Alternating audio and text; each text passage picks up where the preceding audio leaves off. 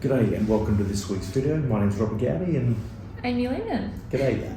This week we're having a look at some of the more common mistakes. We just finished our podcast and we went through over 25 minutes some of the mistakes that people made financially, and thought we'd put that into a quick video just to highlight some of the main ones that we thought were an issue that we should chat about. So Amy, I'll let you fly on the first one. First topic is not talking about money. We see it sitting with clients all the time. It might be a couple and sitting down with us is the first time that they've actually sat together and talked about money, and you realise how many values and how many goals you've got that are differing. So it's important for everybody to talk about money with their partners, or if you're an individual, talk about it with friends and family. It's just a great way to learn strategies on how to achieve goals.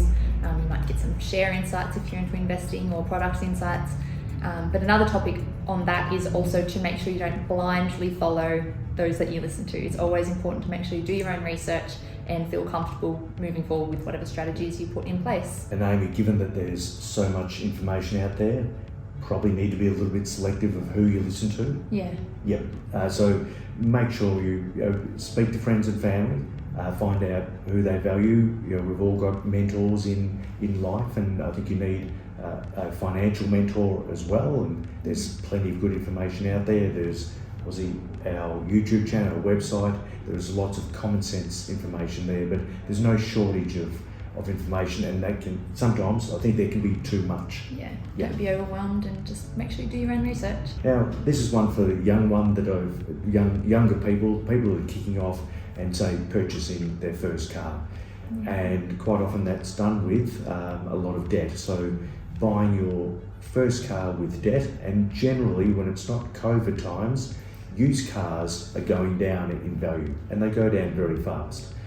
So a bit of an anomaly the last couple of years, but yeah, avoid going into debt on assets that will go down in value.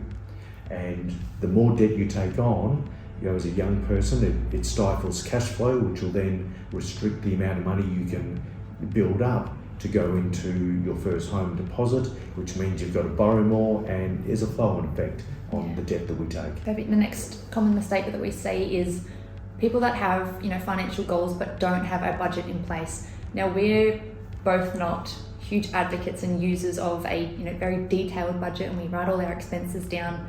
But if you've got a savings goal to have X amount of dollars in X amount of years, you do need to have a slight budget where you at least allocate money towards those goals. So having some sort of budget in place is really important for a lot of financial goals. Now, the extension to that is a video I did quite a while ago, and I think I titled it the one calculation budget.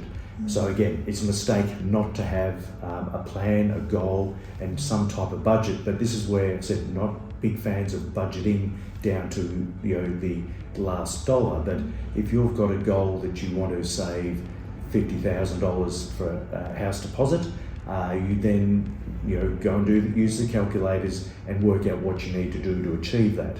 Yeah. And so if you say, right, I want to achieve that in 6 years, and you say, right, I need to put away X amount of dollars per month to achieve that, and once that's that's done, it's up and running. Doesn't matter what you do with the rest of the money. So, and that can be for saving a deposit, saving up for retirement, paying down the home loan. So that's that one calculation budget, and what you do with the rest of the money is up to you. And there's no excuse not to have that plan in place. Just go to moneysmart.com and they've got all the calculators there for you. Yep, fantastic. Thank you for listening. Appreciate your time, and we'll see you next week. Bye everybody.